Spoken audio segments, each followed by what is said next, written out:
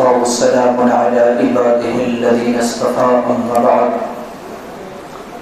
فأعوذ بالله من الشيطان الرجيم بسم الله الرحمن الرحيم وسارعوا إلى مغفرة من ربكم وجنة عرضها السماوات والأرض أعدت للمتقين الذين ينفقون في السراء والضراء والكاظمين الغيظ والعافين عن الناس والله يحب المحسنين۔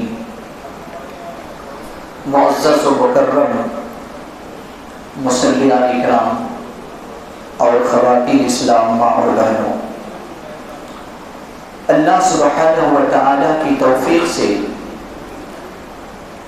آج کی نماز تراویح میں جن آیات کی تلاوت کی گئی ہے، تلاوت کردہ آیات میں سے چند آیتوں کا خلاصہ آپ کے سامنے کروں گا۔ بڑی اہم آیتیں آج تلاوت کی گئی ہے، جس میں بھلائی کا حکم کرنا، برائی سے روکنا، اور پھر اس امت کو خیر امت اس وجہ سے کہا گیا ہے کہ یہ امت لوگوں کو بھلائی کی طرف بلاتی ہے، برائی سے روکتی ہے، اللہ پر ایمان رکھتی ہے۔ اسی طریقے سے اہل کتاب کا اللہ رب العالمین نے ذکر کیا اور کہا کہ ان کے اندر جو ایمان والے تھے ان کا بھی یہی کام تھا کہ وہ بھلائی کا حکم کرتے تھے اور برائی سے روکتے تھے۔ اس کے علاوہ بھی بہت ساری باتیں کہی گئی ہیں۔ ابھی میں نے جو آپ کے سامنے تلاوت کی ہے، اللہ رب العالمین نے کہا وَسَارِعُوا إِلَىٰ مَغْفِرَةٍ مِّن رَّبِّكُمْ وَجَنَّةٍ، اور تم سب دوڑو، جلدی چلو تمہارے رب کی جانب مغفرت اور جنت کی طرف، جس جنت کی کوشادگی آسمانوں اور زمین کے برابر ہے، متقیوں کے لیے تیار کی گئی ہے۔ اللہ رب العالمین نے ہمیں اور آپ کو اس بات کا حکم دیا کہ تم مغفرت کی طرف، اللہ کی بخشش کی طرف جلدی دوڑو، دیر مت کرو، کیونکہ انسان جب گناہ کرتا ہے، اس کا بھی ذکر نیچے آیت میں ہے۔ اللہ رب العالمین نے یہاں فرمایا کہ اس جنت کی طرف جلدی کرو جس کی کوشادگی آسمانوں اور زمین کے برابر ہے، اور یہ تیار کی گئی ہے متقیوں کے لیے۔ اب متقیوں کے چند اوصاف اللہ رب العالمین نے بتایا، کہا الذین ينفقون فی السراء والضراء۔ متقی کون ہے؟ جن کے لیے جنت تیار کی گئی ہے، جو لوگ خرچ کرتے ہیں خوشی میں اور بدحالی میں۔ انسان کی زندگی میں دو حالات ہوتے ہیں، کبھی خوشحال ہوتے ہیں اور کبھی تنگی کی حالت آتی ہے۔ تو اللہ رب العالمین نے کہا کہ متقی وہ ہے جو خوشحالی میں بھی خرچ کرتے ہیں اپنی استطاعت کے مطابق، خوشحالی ہے، زیادہ انکم ہے تو زیادہ خرچ کرتے ہیں، اور ذرائی اور اگر بدحالی ہے، کم انکم ہے تو کم خرچ کرتے ہیں، گویا کہ وہ بخیلی اور کنجوسی نہیں کرتے ہیں۔ آگے کیا کہا وَالْكَاظِمِينَ الْغَيْظَ، اور غصے کو پی جاتے ہیں۔ ایک اہم چیز ہے، ہمارے اور آپ کے درمیان کی ایک محاورہ ہے، ایک کہاوت ہے کہ غصے کو کیا کرو؟ تھوک دو۔ یہ محاورہ ہے نا، آج ہم اور آپ کہتے ہیں کہ غصے کو تھوک دو۔ شریعت یہ نہیں کہتی کہ غصے کو تھوکو، شریعت یہ کہتی ہے کہ تم غصے کو پی جاؤ، اور غصے کو پینے والا سب سے بڑا بہادر ہے، یہ شریعت کے اندر بتایا گیا ہے۔ غالباً حضرت علی رضی اللہ عنہ کا ایک واقعہ آتا ہے کہ ایک مشرک سے اس کی لڑائی ہو رہی تھی، اور اس مشرک کو حضرت علی رضی اللہ عنہ نے زمین پر پچھاڑ دیا، زمین پر پچھاڑا۔ زمین پر پچھاڑنے کے بعد ہاتھ میں اس کی تلوار تھی، ابھی وار کرنے والے تھے، اس کا سر قلم کر دیتے، دنیا سے اس کا خاتمہ کر دیتے۔ ابھی تلوار کو اس نے اٹھائی تھی کہ حضرت علی کے چہرے پر اس مشرک نے تھوک دیا۔ حضرت علی رضی اللہ تعالیٰ عنہ نے تلوار کو رکھ دی، پچھاڑا ہوا مشرک کو چھوڑ دیا۔ مشرک نے کیا کہا؟ مشرک نے یہ کہا کہ اے علی، تمہیں تو اور زیادہ غصہ ہونا چاہیے تھا، کیونکہ میں نے تو تمہارے چہرے پر تھوک دیا تھا۔ کہا کہ دیکھو جب میں تم سے لڑ رہا تھا اللہ کی خاطر لڑ رہا تھا، جب تمہیں زمین پر پچھاڑا اللہ کی خاطر پچھاڑا، جب میں نے تلوار اٹھائی تو بھی اللہ کی خاطر اٹھائی، لیکن جب تو نے میرے چہرے پر تھوک دیا اور اگر میں تجھ پر وار کرتا تو بھی اللہ کی خاطر نہیں، میں اپنے غصے کی خاطر کرتا، اسی وجہ سے میں نے تمہیں کیا کر دیا، چھوڑ دیا۔ تو ہمارا اور آپ کا کہنے کا مطلب یہ ہے کہ غصے کو تھوکنا نہیں بلکہ غصے کو کیا کرنا ہے، پی جانا ہے۔ انسان کو غصہ آتا ہے، رمضان میں اور بھی زیادہ غصہ آتا ہے، لوگ بھوکے رہتے ہیں، چیختے چلاتے ہیں، اور بھی زیادہ غصہ آتا ہے۔ غصہ یہ شیطانی عمل ہے، قرآن اور حدیث سے پتہ چلتا ہے کہ غصہ کرنا کیا ہے، شیطان کا کام ہے۔ لہٰذا اللہ کے رسول صلی اللہ علیہ وسلم نے ہمیں اور آپ کو بتلایا ہے کہ غصے کو کس طریقے سے کنٹرول کرنا ہے، اپنے قابو میں کرنا ہے۔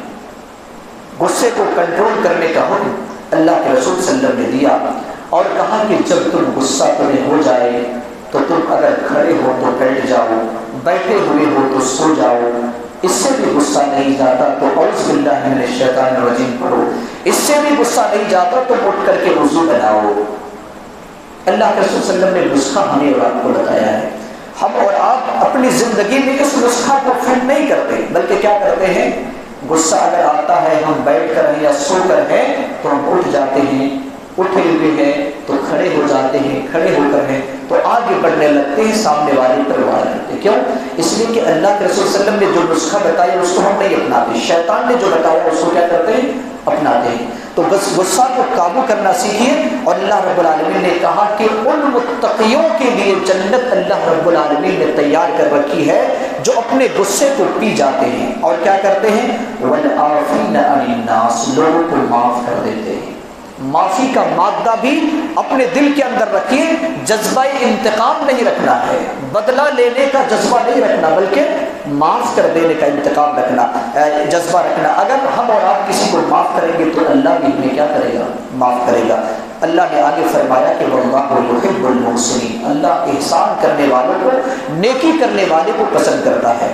آگے اللہ رب العالمین نے کیا بتایا متقیوں کے اوصاف، والذین اذا فعلوا فاحشۃ او ظلموا انفسهم ذکروا اللہ، جب بھی ان سے کوئی برائی کا عمل انجام دیا جائے یا بے حیائی کو انجام دے دے تو فوراً اللہ کو یاد کرتے ہیں اور فاستغفروا لذنوبہم، اور اللہ سے اپنے گناہوں کو معافی مانگتے ہیں، اللہ کے سامنے پیش کرتے ہیں۔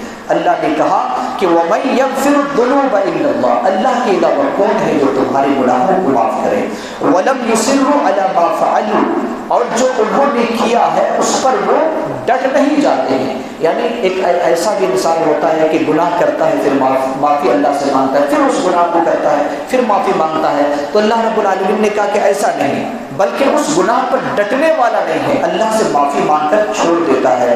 وَهُمْ يَعْلَمُونَ، اسے اس بات کا بھی علم ہے۔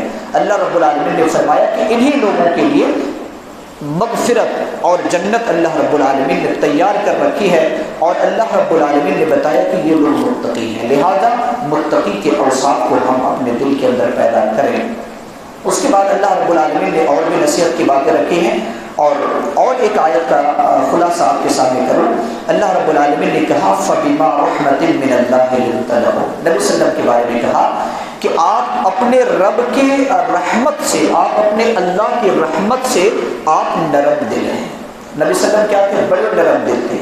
آگے کیا فرمایا، وَلَوْ كُنْتَ فَظًّا غَلِيظَ الْقَلْبِ، اگر آپ سخت دل ہوتے، لَانفَضُّوا مِنْ حَوْلِكَ، تو جو آپ کے قریب ہوتے ہیں، جو مسلمان آپ کے قریب ہو رہے ہیں، مشرک آپ کے اخلاق کو دیکھ کر قریب ہو رہے ہیں، وہ دور ہو جاتے، چھٹ جاتے۔ فَاعْفُ عَنْهُمْ، آپ انہیں معاف کر دیں، وَاسْتَغْفِرْ لَهُمْ، اور آپ ان کے لیے بخشش طلب کریں، وَشَاوِرْهُمْ فِي الْأَمْرِ، اور ان سے آپ ہر معاملہ میں مشورہ کر لیں۔ فَإِذَا عَزَمْتَ فَتَوَكَّلْ عَلَى اللَّهِ إِنَّ اللَّهَ يُحِبُّ الْمُتَوَكِّلِينَ، اور جب آپ کسی کام کا پختہ ارادہ کریں تو اللہ پر بھروسہ کریں، یقیناً اللہ بھروسہ کرنے والے کو پسند کرتا ہے۔ اس میں چند صفتیں اللہ رب العالمین نے بتلائی ہے، ان میں سے پہلی چیز یہ ہے کہ ہمارا اور آپ کا دل بالکل نرم ہونا چاہیے۔ پہلی چیز، سخت دل نہیں ہونا چاہیے، کیونکہ نرم دل سے وہ کام ہوتا ہے جو سختی سے نہیں ہوتا۔ دوسری چیز اللہ رب العالمین نے بتایا کہ اگر کسی انسان سے کوئی غلطی ہو جائے تو معافی کا جذبہ رہے۔ یہاں پر دیکھیے نبی صلی اللہ علیہ وسلم ایک امام ہے، نبی صلی اللہ علیہ وسلم ایک امیر ہے، نبی صلی اللہ علیہ وسلم امام الانبیاء ہے، آپ کو یہ بات کہی جا رہی ہے کہ آپ لوگوں کو معاف کر دیں، اور کیا کہا کہ چونکہ ان سے غلطی ہو گئی ہے تو آپ انہیں معافی، اللہ رب العالمین سے معافی طلب کریں۔ گویا کہ اگر آپ گھر کے ذمہ دار ہیں تو آپ کے اندر یہ تمام صفتیں ہونی چاہیے۔ اگر آپ کسی جماعت اور جمعیت یا تنظیم کے ذمہ دار ہیں تو آپ کے اندر یہ صفت ہونی چاہیے، نرم دل اور معافی کا جذبہ، اللہ سے استغفار کا جذبہ، اور اس سے بھی بڑھ کر وَشَاوِرْهُمْ فِي الْأَمْرِ، ہر معاملہ میں مشورہ کرنا۔ کس کو کہا جا رہا ہے؟ نبی صلی اللہ علیہ وسلم۔ اللہ اگر چاہتا، آج ہمارے معاشرے کے اندر جو بگاڑ پیدا ہوتے ہیں، گھر کے اندر نا اتفاقی، شوہر بیوی مل کر کوئی مشورہ نہیں کرتے، گھر کے بچوں سے کوئی مشورہ نہیں ہوتا، والدین سے کوئی مشورہ نہیں، بھائی بھائی میں کوئی مشورہ نہیں، اسی طریقے سے جماعت اور جمعیت میں کوئی مشورہ نہیں، اپنی مرضی جو چاہتا ہے وہ کرنا شروع کرتا ہے۔ اللہ رب العالمین نے نبی صلی اللہ علیہ وسلم سے کہا، اگر اللہ چاہتا تو نبی کو قرآن کی آیت نازل کر کے کہتا کہ یہ حکم کر دو، اور یہ صحابہ کرام سے مشورہ کرنے کی ضرورت نہیں ہے۔ لیکن مشورہ کتنی اہمیت کا حامل ہے کہ اللہ رب العالمین نے نبی سے بھی کہا کہ آپ اپنے صحابہ سے کیا کریں؟ مشورہ کریں۔ اور مشورہ کی کتنی اہمیت ہے کہ قرآن مقدس میں اللہ رب العالمین نے 114 صورتیں نازل کی ہے، ان میں سے ایک صورت کا نام ہے سورۃ الشورى۔ سورۃ الشورى کا مطلب مشورہ والی صورت، مشورہ والی صورت۔ اللہ رب العالمین نے مشورہ کے نام سے ایک سورہ ہی نازل کر دیا ہے۔ لہٰذا ہمارا اور آپ کا ہر معاملہ ایسا ہونا چاہیے، اگر ہم ذمہ دار ہیں گھر کے، جماعت کے، جمعیت کے یا کسی بھی تنظیم کے، تو ہم نرم دل اپنے اندر پیدا کریں، اور اسی طریقے سے معافی کا جذبہ رکھیں، انتقام کا جذبہ نہ رکھیں، اور ہر معاملہ میں مشورہ کرنے، اسی میں ہماری اور آپ کے لیے خیر ہے۔ اللہ رب العالمین ہم تمام لوگوں کو ان باتوں پر عمل کرنے کی توفیق عطا فرمائے۔ آمین۔ وآخر دعوانا الحمد للہ رب العالمین۔